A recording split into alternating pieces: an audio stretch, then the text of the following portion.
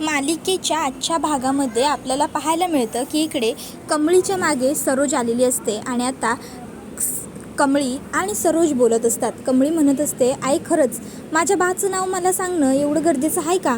नाही म्हणजे आता पावतर नव्हतीच की मला माहीत.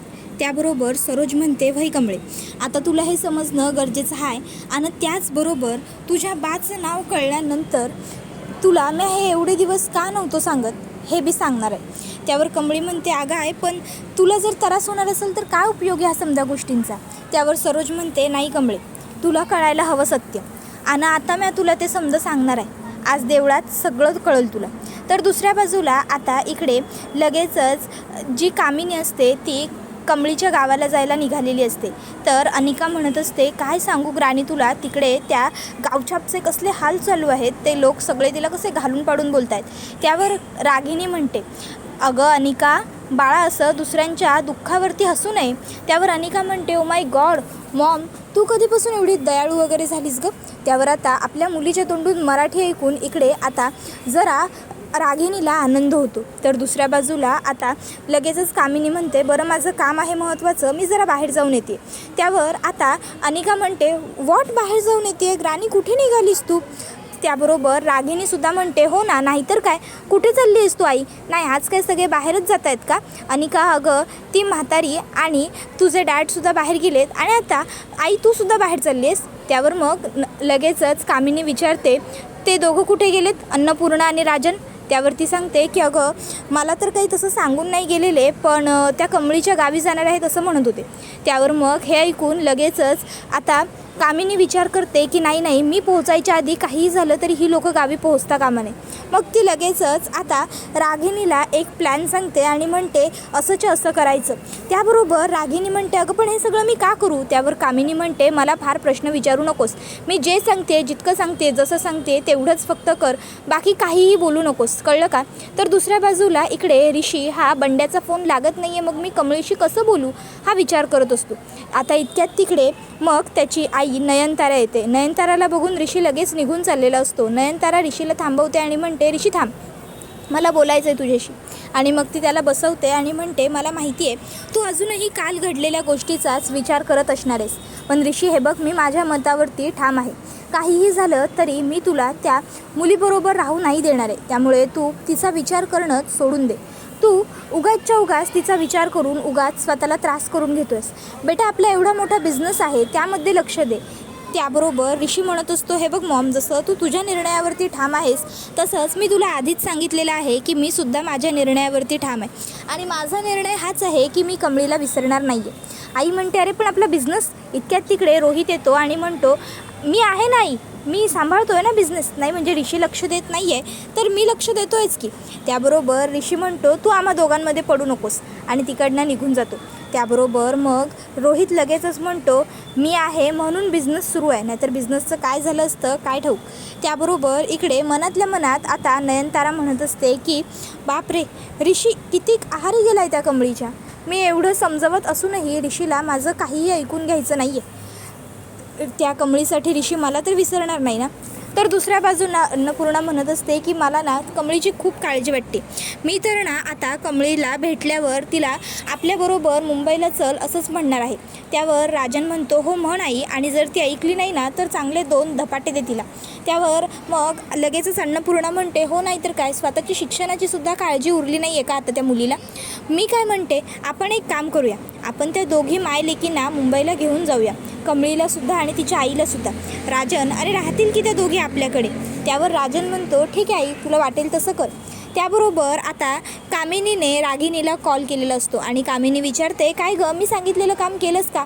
रागिणी म्हणते, आई तूच म्हणालीस ना गं थोड्या वेळाने कर म्हणून, आणि आत्ता विचारतेस काम केलं की नाही. आई नेमका तुझा प्रॉब्लेम काय असतो गं. त्यावर कामिनी म्हणते, अगं मी म्हटलं होतं थोड्या वेळाने कर, येवा ना तुझा नवरा आणि आता त्याची ती आई तिथपर्यंत पोहोचलेसुद्धा असतील. काय गं तू लवकर फोन कर. त्यावर रागिनी म्हणते हो हो आई मी फोन करते, तू फोन कट कर. आणि मग लगेचच ती आता पटकन अन्नपूर्णाला कॉल करते आणि म्हणत असते आई अहो तुम्ही कुठे आहात, आई अहो तुम्ही जिथे कुठे असाल तिथून प्लीज प्लीज प्लीज लवकर घरी परत या. आई बाबांची तब्येत खूप खराब झाली हो, अहो मला काही करू काही सुचत नाही आहे, आई प्लीज लवकर या. मी डॉक्टरांना बोलवलं आहे, तसं डॉक्टर येतच असतील पण प्लीज तुम्हीसुद्धा या. त्याबरोबर आता राजन म्हणतो काय झालं आई. त्यावर लगेचच आता आई म्हणते की अरे बघ ना इकडे रागिनीचा फोन आहे आणि ती काय म्हणते. राजन म्हणतो बोल रागिनी. रागिनी म्हणते अहो काय सांगू आई बाबांची तब्येत खूप खराब आहे, तुम्ही लवकर या ना दोघंसुद्धा. त्याबरोबर मग आता अन्नपूर्णा पुढे काही विचारणार इतक्यात लगेचच ती फोन कट करते. आता अन्नपूर्णा म्हणते राजन मला खूप काळजी वाटते रे यांची, मला मागे गेलं पाहिजे मुंबईला परत. त्यावर राजन म्हणतो मी संतोषला गाडी मागे घ्यायला सांगतो. त्यावर ती त्याला सांगते नाही नको, तू कमळीच्या गावी जा, मी संतोषबरोबर मुंबईला जाते. मग राजन गाडीतून उतरतो आणि तिकडनं निघतो. तर दुसऱ्या बाजूला इकडे अनिका सगळ्या मैत्रिणींना कॉल करून करून रात्री पार्टी आहे घरी या, ग्रानीने पार्टी ऑर्गनाईज केली आहे, आम्ही खूप मोठी पार्टी करणार आहोत असं सांगत असते.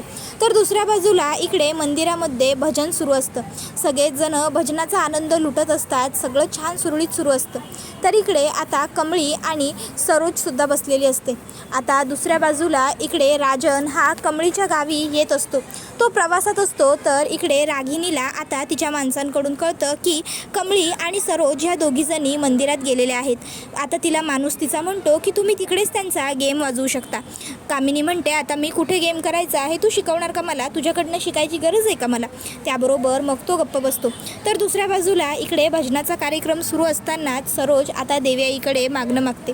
आई मला माफ कर, मी तुझ्यासमोर शपथ घेतली होती की कमळीच्या जीवाला धोका असल्यामुळे मी कमळीला कधीच तिच्या वडिलांचं नाव सांगणार नाही, मी कायम तिच्यापासून ती गोष्ट लपवूनच ठेवेन.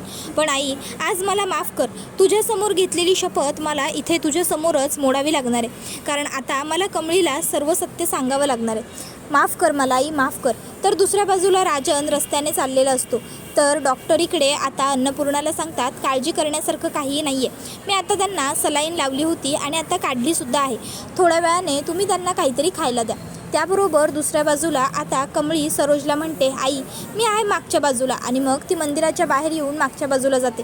तोपर्यंत आता त्या ठिकाणी इकडे कामिनी आलेली असते. आता कामिनी आल्याबरोबर मग कामिनी ही तिकडे तिच्या माणसांना म्हणते मी आहे, आणि मग ती आतमध्ये जाते. सरोज इकडे आता आईसमोर पुन्हा एकदा हात जोडते आणि आईला म्हणत असते देवी आई आता तूच काहीतरी मार्ग दाखव गं बाई मला, आता तूच मला बळ दे आणि माझ्या लेकीलासुद्धा शक्ती दे की ती तिच्या वडिलांचं नाव ऐकेल आणि ते सगळं पचवेलसुद्धा. जेव्हा कमळीला कळेल की ती किती मोठ्या माणसाची मुलगी आहे, किती चांगल्या माणसाची मुलगी आहे, तेव्हा कमळीलासुद्धा खरंच खूप आनंद होईल ना, भरून येईल आनंदाने तिचा ऊर. मला माहिती आहे आतापर्यंत मी कमळीपासून सर्व गोष्टी लपवल्या, पण आता नाही, आता तिचा हक्क मी तिला देणार आहे. त्यानंतर सरोजसुद्धा तिकडनं बाहेर जाते. तर दुसऱ्या बाजूला अन्नपूर्णा जी असते ती येते आणि ज्या 2 बायका किचनमध्ये मेड काम करत असतात त्यांना सांगते की पहिले तुम्ही यांच्यासाठी सूप बनवायला मिक्स भाज्या कुकरला लावा. त्यावर त्या बायका होकारार्थी मान डोलावतात. दुसऱ्या बाजूला इकडे आता इकडे त्यांनी मिक्स भाज्यांचं सूप करायला घेतलेलं असतं. भाज्या कुकरला लावून आता त्या दोघीही तिकडनं निघून जातात. तर इकडे कामिनी ही तोपर्यंत आता मंदिराच्या आतमध्ये येते. आता कामिनी आतमध्ये येते, तिथे कोणीच नाही आहे हे बघून आता कामिनी शॉक होते. तर आता कामिनी लगेचच बाहेर येते आणि विचारते कुठे आहे ती कमळी. त्यावर मग ती लोकं सांगतात की अहो ती आत्ताच मंदिराच्या मागच्या बाजूला गेली आहे. त्यावर कामिनी म्हणते मग ते सांगणार कोण, काय इथे दर्शनाला आलो आहे. आणि मग आता कामिनीसुद्धा तिकडनं मंदिराच्या मागच्या बाजूला जाते. तर दुसऱ्या बाजूला आता इकडे ह्या बायका कुकर ठेवून निघून गेलेल्या असतात. कुकरचं झाकण हे बरोबर लावलेलं नसतं आणि त्यामुळे कुकर हा व्यवस्थित चालू नसतो केलेला. तर दुसऱ्या बाजूला इकडे आई कमळीच्या मागून येते आणि तिच्या खांद्यावर हात ठेवते. कमळी आईला म्हणते आई अगं मला एवढी वर्ष माझ्या बाचं नाव नव्हतंच नवं माहिती, मग आता तरी कशापायी सांगायचं आहे तुला, इतकी वर्ष आपण त्यांच्या बिगर जगत आलोच की, मग आता कशापायी हवं हे समज. त्यावर आई म्हणते कारण कमळे अगं तो तुझा अधिकार आहे, तुला बी ठावा असायला हवं नवं, तू कोणाची लेख आहेस ते. आता पावतर तू खूप लोकांचे टोमणे ऐकलेस, खूप काही सहन केलंस बाय, पण आता नाही, आता मला तुला समज खरं सांगायचं आहे. आणि मग आता सरोज कमळीला सांगू लागते आम्हा दोघांचं एकमेकांवर लई प्रेम होतं, जीवापाड, आम्ही दोघं आधीच एकत्र राहायला लागलो होतो. आणि मग तुझा जन्म झाला, जेव्हा आम्हाला बाळ होणार आहे आम्हाला कळलं ना, तेव्हा आम्ही लई खुश होतो. तू झालीस आणि मग लगेच आम्ही लगीन करून घेतलं. लगीन झालं, आम्ही खूप खूप खुश होतो. पण यांच्या घरला माझ्याबद्दल कुणाला काहीच ठाव नव्हतं. म्हणून मग ते माझ्याबद्दल सांगण्यासाठी त्यांच्या घरला मुंबईला गेलं. आणि मग पुढे काय काय घडलं ते सगळं काही आता सरोज कमळीला सांगत असते. तर आता इकडे कामिनी ही तिच्या माणसाला सांगते की ती बघ, ती जी आहे ना कमळी, तिला उडवायचं आहे, तिला मारायचं आहे. एकदा का ती मेली आणि ती ओरडली ना की तिचा आवाज ऐकूनच माझ्या काळजाला शांतता मिळणार आहे, मार तिला. तर दुसऱ्या बाजूला इकडे आता अन्नपूर्णा तिच्या नवऱ्याला म्हणत असते की तुम्ही आता जरा आराम करा, मी एक काम करते, तुमच्यासाठी सूप घेऊन येते. आत्ताच तुमची सलाईन काढली आहे ना, तर डॉक्टर असं म्हणाल्यात की तुम्हाला काहीतरी खायला द्यायचं, खाल्लंत काही की बरं वाटेल. अन्नपूर्णा आता सूप आणायला किचनच्या दिशेने जाते. तर दुसऱ्या बाजूला कमळीला आता गोळी मारण्यासाठी आता तो शूटर बंदूक धरतो. आता आई म्हणत असते, तर कमळे, आत्तापर्यंत तू नाव लावत होतीस कमळी सरोज मोहिते, पण यापुढं तुझं नाव असणार आहे कमळी राज. इतक्यात ती बघते की इथे आता कमळीवरती गोळी झाडत आहेत. त्याबरोबर आई धावत येते आणि कमळीला जोरात ओरडते, कमळे, आणि ती कमळीला बाजूला करते आणि आता ती गोळी सरोजला लागते. सरोजला गोळी लागल्याबरोबर कमळी आता कुणी केलं हे बघते. तर आता तिथे मागे एक माणूस असतो. कमळी त्याला दगड मारायला जात असते, पण मागे वळते तर तिची आई पडत असते. कमळी आईकडे धाव घेते. तर दुसऱ्या बाजूला आता रबर न लावल्यामुळे कुकर फुटतो. तर इकडे राजनचा अपघात होतो आणि राजन बेशुद्ध होतो. आता दरीत पडत असलेल्या आईला पकडण्यासाठी कमळी जात असते, पण हात न पकडता आल्यामुळे आता कमळीची आई दरीत कोसळते. त्याबरोबर आता इकडे तो जो मारणारा माणूस असतो तो सुद्धा तिकडनं पळून गेलेला असतो. इकडे अन्नपूर्णासमोर कुकर फुटलेला असतो, तिकडे राजनचा अपघात झालेला असतो आणि इकडे कमळीच्या आईला गोळी लागलेली असते आणि कमळीला सुद्धा थोडासा दगड लागलेला असतो. चौघंही आता अडचणीत असतात आणि हा व्हिडिओ इथेच संपतो. धन्यवाद.